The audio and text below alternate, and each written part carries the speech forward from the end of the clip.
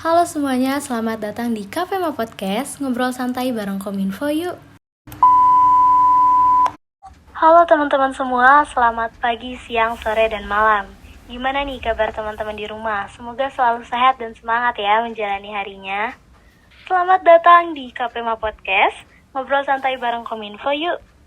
Nah, teman-teman, sebelum lanjut nih, pastinya aku mau memperkenalkan diri dulu, karena aku yang akan menemani teman-teman di rumah dalam rangkaian episode podcast kali ini.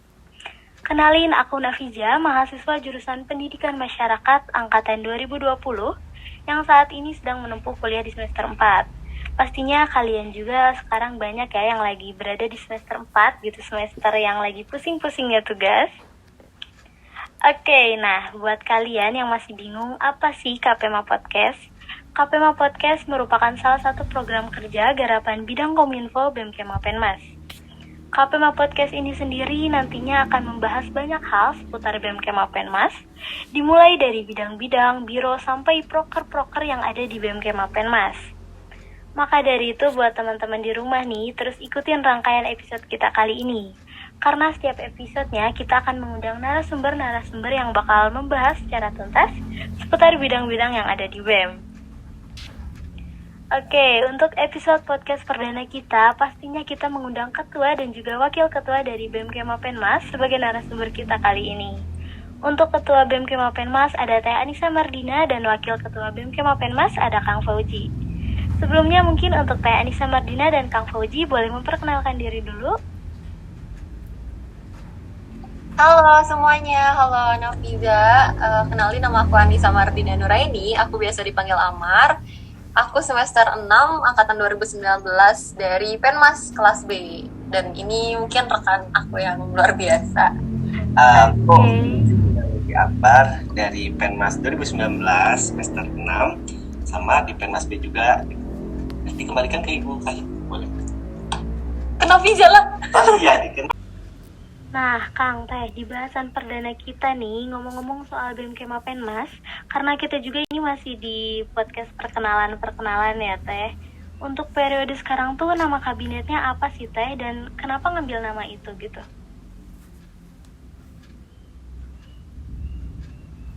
Oke, untuk BEM-Kema Penmas ya periode sekarang, kita ngambil nama ataupun nama kabinetnya itu adalah Gelora Pembaharu. Wih, tepuk tangan dulu dong. Ih, mantap. Kenapa nih, Teh? Kenapa dinamain Gelora Pembaharu gitu? Nah, sesuai kesepakatan bersama gitu ya, sebetulnya arah dari BEM-Kema Penmas sekarang itu kan menuju pembaharuan, di mana banyak sekali program-program budaya kerja dan lain sebagainya yang kita perbaharui dari BEM-Kema Penmas sebelumnya. Kita sajikan berbagai macam hal-hal baru gitu ya di sini. Nah, artinya menuju pembaharuan ini kan kita butuh semangat ya, semangat yang berapi-api, yang bergelora. Benar, Teh. Supaya kawan-kawan dari BEM-Kema Penmas ini pun bisa menjadi pemantik dari pembaharuan, maka namanya Gelora Pembaharu. Oke, karena dari namanya udah keren banget, udah hebat banget, Gelora Pembaharu. Kalau misalnya tujuan dari BEM ini sendiri apa sih, Teh, tujuan dari BEM-Kema Penmas nih untuk kedepannya ataupun untuk periode yang saat ini dipimpin sama Akang dan Teteh gitu? Oke, kalau misalkan untuk tujuannya sendiri lebih lengkapnya bisa dilihat gitu ya, visi misi dari BEM-Kema Penmas sendiri itu visi misinya seperti apa di Instagram BEM-Kema Penmas. Nah, kalau misalkan tujuan utamanya tentunya kita pengen BEM-Kema Penmas ini menjadi inkubator potensi. Dalam artian kawan-kawan keluarga mahasiswa pendidikan masyarakat itu merupakan sekumpulan potensi yang bisa kita daya gunakan bersama gitu ya, bisa dikembangkan dan lain sebagainya. Nah, oleh karena itu kehadiran BEM-Kema Penmas ini harus bisa menjadi inkubator potensi bagi potensi-potensi yang ada di Kema Penmas. Seperti itu. Oke, itu untuk tujuan dari BEM-Kema Penmas ya teman-teman. Ada bidang apa aja sih Kang, Teh, dan gimana gitu membagi waktu kalian untuk bidang-bidang tersebut gitu?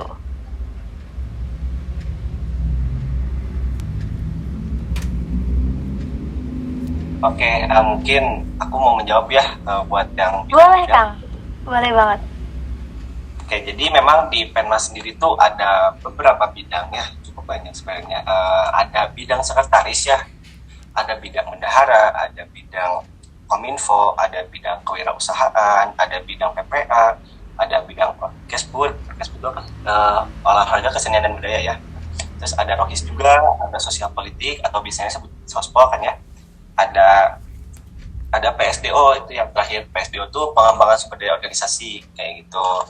Kan di beberapa bidang ini juga kan membawahi beberapa biro ya, banyak kan. Itu kayak PSDO itu ada Litbang, ada kaderisasi, itu sospol juga ada advokasi sosial, ada biro politik, Kominfo juga ada apa namanya biro media sama biro publikasi gitu ya. Ada dia desain dan publikasi, yang satu desain dan satu publikasi, cukup banyak gitu ya. Dari setiap bidangnya sendiri itu punya membawahi beberapa biro yang nantinya kerjanya tuh sesuai dengan fokusnya masing-masing kayak gitu. Mungkin kalau buat pembagian kerja, Bu Kahim boleh? Kayak untuk pembagian waktu ataupun pembagian kerja. Sebetulnya gimana caranya kita bisa tetap merangkul ataupun meraih beberapa bidang itu melalui pembagian tugas antara Kahim dan juga Wakahim. Kayak misalkan Uji megang bidang apa, Ji?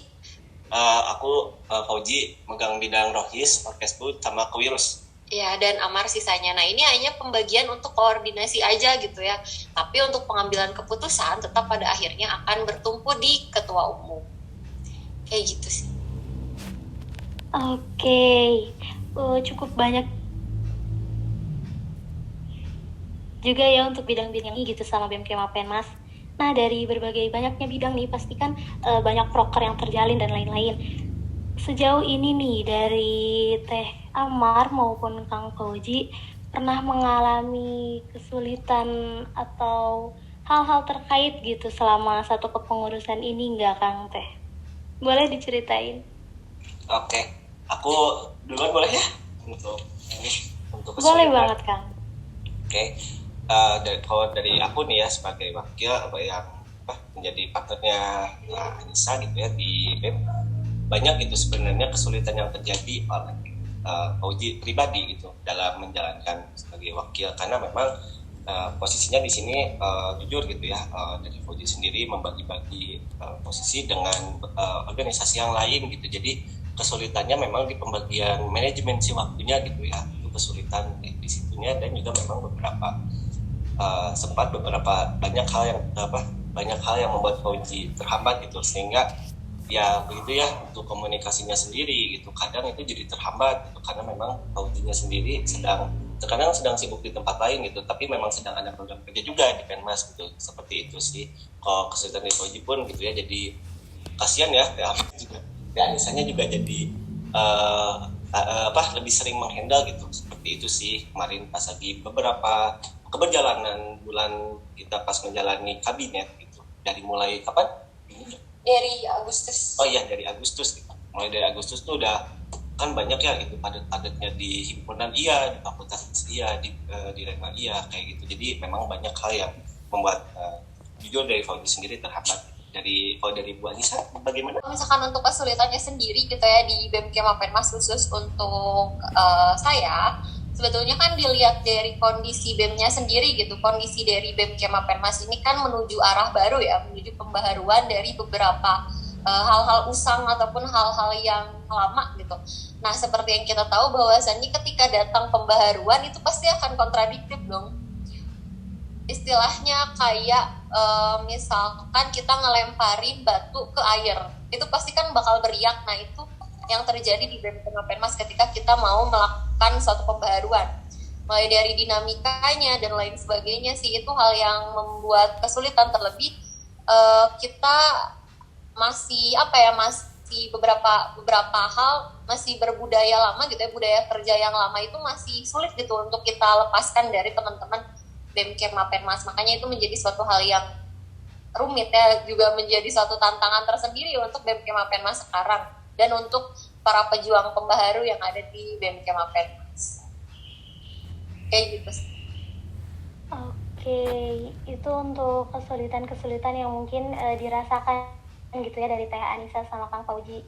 Ini dibalik kesulitan nih Teh, pastinya juga kan selama satu keperiodean ini pasti ada pengalaman yang berkesan gitu. Ada nggak sih dari Teh Anissa maupun Kang Fauji gitu?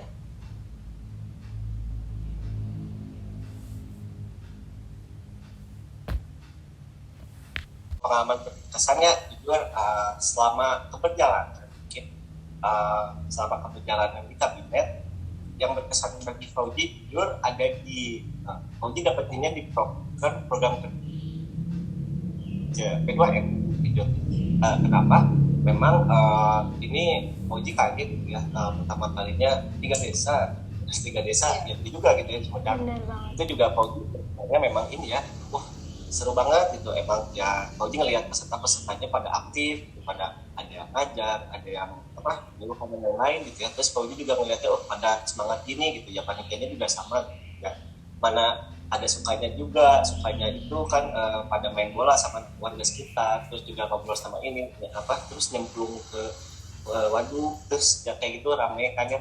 Jadi itu sangat kesan banget gitu, dan Fauji cukup terharu sih kemarin sempat tidak tahan gitu ya tidak tahan sampai ya gitu sampai keluar air mata sempat gitu ya, karena emang Fauji merasanya ini emang seru banget gitu ya, seru banget gitu, dan Fauji merasa terharu, kemarin sangat berkesan sekali gitu buat P2M. Mana kan namanya juga gitu ya, dukanya sebenarnya cuma di ketika hujan kita bingung ngangkat jemuran gitu.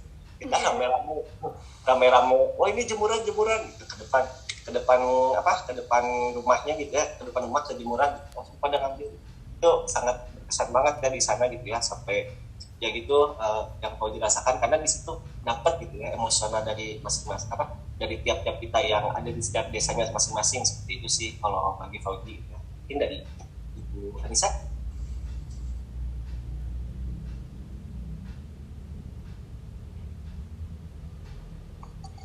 Oke, kalau misalkan dari aku ya sebetulnya banyak yang berkesan sih selama ada di BEM Kemapenmas, khususnya bagaimana melihat pertumbuhan dari BEM Kemapenmas itu sendiri. Kalau misalkan teman-teman 20 kayak NAP ataupun yang lain gitu ya belum mengetahui BEM Kemapenmas tahun kemarin tuh kayak gimana sih, tapi untuk Amar gitu ya, untuk saya mengetahui betul gitu ya perjalanan BEM Kemapenmas tahun kemarin ketika masa transisi itu seperti apa, dan ketika sekarang banyak sekali hal yang baru dan kita berhasil untuk melakukan hal tersebut, dalam artian kita berhasil melaksanakan juga berhasil untuk berusaha, itu menjadi satu kesan yang luar biasa sih, melihat bagaimana teman-teman dari para pejuang pembaharu di BEM Kemapenmas itu bisa break their limit gitu ya, untuk menciptakan satu program yang lebih baru, satu pemikiran yang lebih baru gitu ya, dan lain sebagainya. Itu luar biasa banget menurut saya gitu. Terus kalau misalkan program yang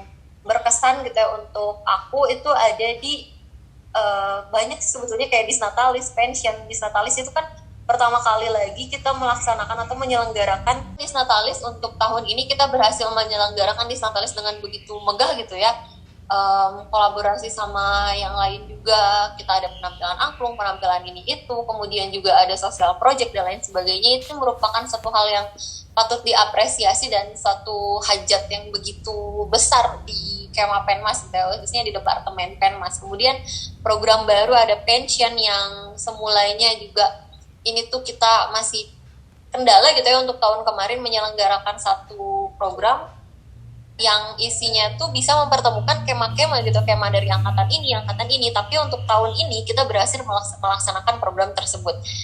Dan itu adalah satu hal yang luar biasa juga. Sebetulnya banyak banget sih yang berkesan, karena kita tuh bertumbuhnya begitu banyak dan juga begitu luar biasa untuk BEM Kemapenmas tahun ini bertumbuh, untuk saya pribadi gitu ya menilai.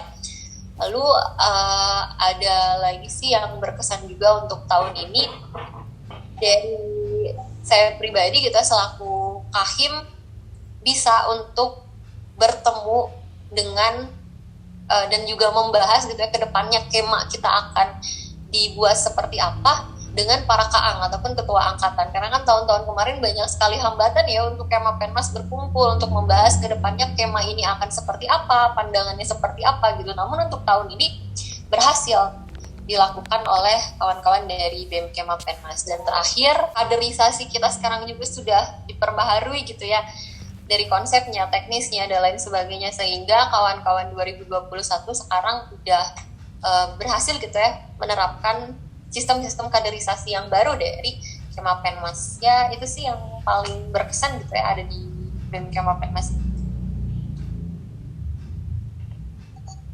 Oke, cukup banyak gitu ya program kerja maupun pengalaman-pengalaman ataupun kepanitiaan yang bikin berkesan gitu selama satu kepengurusan periode ini.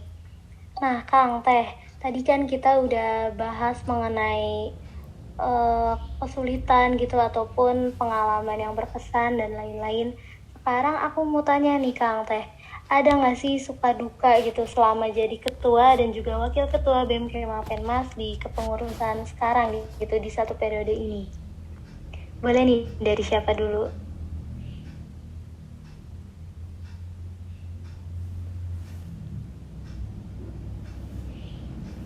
Boleh ya? Boleh banget Kang.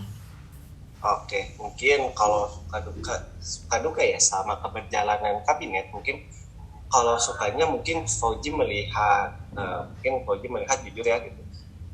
Fauji melihat banyak pembaharuan terjadi gitu sesuai dengan nama kabinetnya gitu ya, Gelora Pembaharu. Banyak beberapa pembaharuan terjadi di kabinet sekarang yang dimana itu Fauji pun sangat bukan terkejut ya, sangat kagum gitu karena kawan-kawan di kabinetnya sendiri itu sangat bisa bekerja sama dengan baik gitu. Bisa bekerja sama dengan baik untuk menjalankan beberapa pembaharuan yang telah dipersiapkan gitu dari jauh hari gitu, dan juga memang banyak yang terwujud gitu, terlaksanakan dengan maksimal gitu. Itu bagi Fauji itu suka lagi yaitu yang bagi Fauji itu sangat menjadi suatu hal yang Fauji senangi gitu dalam perjalanan kabinet gitu, karena melihat semangat dari entah dari ketua bidang, entah dari ketua biro, entah itu dari para staf gitu ya, dari para anggota gitu ya. Fauji sangat mengapresiasi gitu, dan itu membuat Fauji senang ternyata kalian bisa sangat melesat jauh gitu dari yang kemarin seperti apa, sekarang sudah lebih baik lagi seperti itu sih. Tapi memang kalau dukanya sendiri dari Fauji jujur gitu ya, memang karena transisi pembaharuan yang tadi memang yang disampaikan oleh Fahim ya, Bu Anissa, karena banyaknya transisi pembaharuan, jadi banyaknya dinamika yang terjadi, yang itu tuh bikin kita kaget gitu. Kita kaget yang kemarinnya seperti ini, sekarang baru ternyata, dan kita harus lebih maksimal lagi gitu ya, harus menguras tenaga lebih, kita harus menguras emosi lebih, dan juga harus memang yang namanya kita harus mengorbankan banyak hal, maksudnya kita harus mengorbankan banyak hal untuk keberjalanan kabinet dalam satu periode itu gitu. Jadi memang, dan dinamika itu tuh cukup bagi Fauji ya gitu, memang banyak dan cukup sulit gitu, tapi memang kita bisa menghadapinya gitu, meskipun memang ya pastinya gitu ya, dari tiap keberjalanan kabinet, entah itu di himpunan, entah itu di fakultas atau di universitas, pasti dinamika selalu ada gitu. Seperti itu sih. Ya kalau dari Fauji begitu, mungkin Ibu Anissa.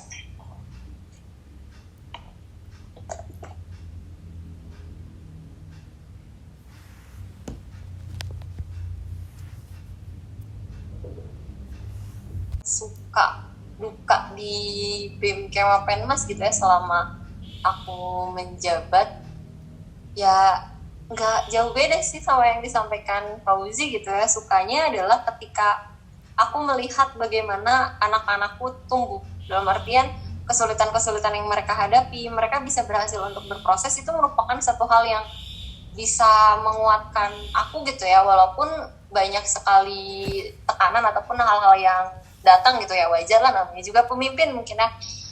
Tapi dengan aku menyadari bahwasannya ini anak-anaknya sudah bertumbuh sejauh ini gitu ya, mereka bertumbuh dan juga belajar dari kesalahan dan lain sebagainya, masih sih mau berhenti sampai sini.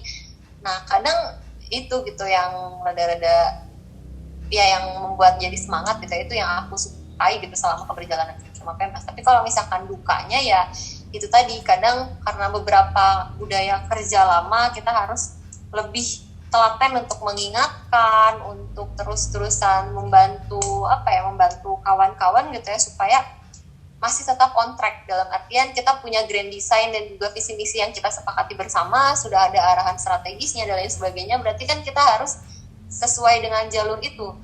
Namun karena belum terbiasa dan lain sebagainya, ada yang melenceng dan lain sebagainya, itu kita harus bisa untuk kembali. Nah itu merupakan satu hal yang sulit banget gitu ya untuk di kepengurusan ini. Itu sih untuk dukanya. Tapi kalau misalkan berbicara tentang posisi gitu ya pemimpin, ya dukanya banyak gitu ya, karena menderita gitu. Ada pepatah yang mengatakan bahwasanya pemimpin itu menderita, dan itu memang jelas. Tapi sukanya adalah ketika aku menyadari bahwasannya posisi pimpinan dalam artian jabatan itu kan cuma satu orang, maka pembelajaran, kepedihan dan juga hal-hal manis itu cuma aku yang tahu gitu. Nah itu yang jadi hal yang aku sukai gitu dari posisi, ataupun kalau misalkan berbicara tentang jabatan kayak gitu sih.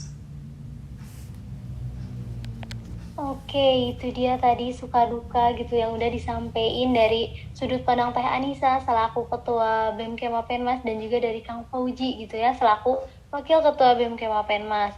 Cukup banyak dukanya mungkin ya Kang Teh. Nah, terakhir nih Kang Teh, ada pesan nggak buat the next kepengurusan BEM gitu, kepengurusan BEM selanjutnya setelah ini, ataupun para staf yang mau daftar ke BEM, dan juga mungkin pesan buat Kahim dan Wakahim selanjutnya gitu. Oke, untuk pesan kepengurusan BEM tahun depan gitu ya, aku titip ke teman-teman 2020 yang nanti ataupun teman-teman yang lain akan melanjutkan. BEM itu bukan hanya sekadar teman-teman masuk dan mengerjakan satu program kerja untuk diri teman-teman sendiri, tapi lebih dari itu, balik lagi bahwasannya adanya BEM ini adalah untuk memenuhi kebutuhan keluarga mahasiswa Penmas gitu ya, untuk menjadi satu inkubator potensi bagi mereka. Maka apa yang kita lakukan harus berdasarkan kebutuhan dari teman-teman Kema Penmas. Kita juga harus siap selalu sedia gitu ya untuk Kema Penmas dan kawan-kawan lain juga gitu ya, karena menjadi BEM itu bukan perkara mudah ya, bukan dalam artian aku ingin belajar di BEM hanya itu yang dikejar, tetapi kita juga harus bisa mempersembahkan tempat terbaik ataupun ruang-ruang eksplorasi terbaik untuk kawan-kawan di Kema Penmas, mulai dari mencerdaskan, kemudian memberikan pengalaman dan lain sebagainya. Itu untuk kepengurusan selanjutnya gitu ya. Adapun kalau misalkan teman-teman yang mau masuk BEM gitu ya, jangan ragu gitu ya teman-teman, menurut aku gitu, karena masuk BEM ini merupakan satu langkah awal teman-teman. Yang pertama mengabdi di rumah, kemudian juga bisa memberikan kebermanfaatan, belajar dan sebagainya, karena banyak banget gitu kebermanfaatan yang aku rasakan di BEM selama ini gitu ya. Jadi ya jangan ragu gitu ya, kalaupun misalkan capek dan lain sebagainya, sebetulnya kegiatan-kegiatan manusia di semesta ini mana sih yang gak capek gitu kan. Namun mana yang capeknya bisa membawa kebermanfaatan, ya salah satunya masuk ke Ormawa, khususnya di BEM Kema Penmas. Kalau untuk Kahim selanjutnya, ya jangan lupa bahwasannya jadi pemimpin itu nggak mudah ya. Pemimpin itu menderita dalam artian harus mengesampingkan perasaan pribadi, kemudian juga urusan-urusan pribadi demi kepentingan bersama. Kemudian juga jangan lupa bahwasannya pemimpin utamanya harus lead and educate. Lead dalam artian bisa memimpin dan bisa menciptakan pemimpin baru. Educate dalam artian bisa memberikan ruang belajar, ruang eksplorasi, dan juga ruang-ruang untuk bertumbuh bagi kawan-kawan pengurus khususnya gitu. Kita harus bisa membelajarkan anak-anak kita gitu ya, bagaimana caranya supaya kedepannya bisa lebih baik bersama-sama. Dan jangan lupa bahwasannya seminimal-minimalnya, sesederhana-sederhananya tugas pemimpin ataupun kewajiban pemimpin yang harus teman-teman pahami adalah minimalnya pemimpin harus ada dan terasa. Kalaupun bukan raga, yang penting dia terasa. Kayak gitu sih. Ya semangat ya untuk kedepannya. Mungkin dari Fauzi.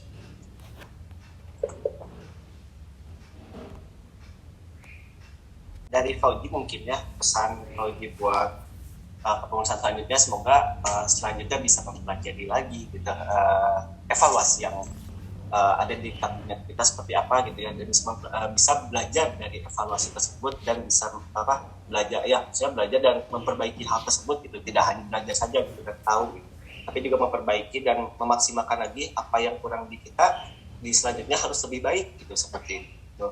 Dan juga yang mungkin untuk ini ya, untuk yang ingin ikut yang ikut himpunan gitu ya, ikut BEM himpunan BEM Kema Penmas seperti itu, yang mau ikut keanggotaan, semoga tidak hanya sekedar ikut tapi juga ada dedikasi di situ gitu, ada rasa kepemilikan yang tinggi, ada maksimal gitulah ya dalam bekerja, dan juga tahu gitu kalau saya di sini sebagai ini, saya memegang ini gitu, oke gitu. Jadi kita harus gimana caranya ke depannya jadi saya berarti saya bertanggung jawab lebih gitu, seperti itu sih gitu. Jadi biar nantinya ke depannya bisa lebih baik lagi gitu BEM Kemapenmas ke depannya seperti itu. Mungkin kalau misalnya buat kahim-kahim selanjutnya mungkin ya Koji harapannya mungkin bisa lebih baik lagi dari kita gitu dalam memimpin, harus bisa lebih baik dari kita gitu. Evaluasi kita dalam memimpin seperti apa gitu, kemarin kurangnya apa, kelebihannya bisa dicontoh kembali, kekurangannya bisa dievaluasi dan juga dipertingkat lagi, seperti itu sih.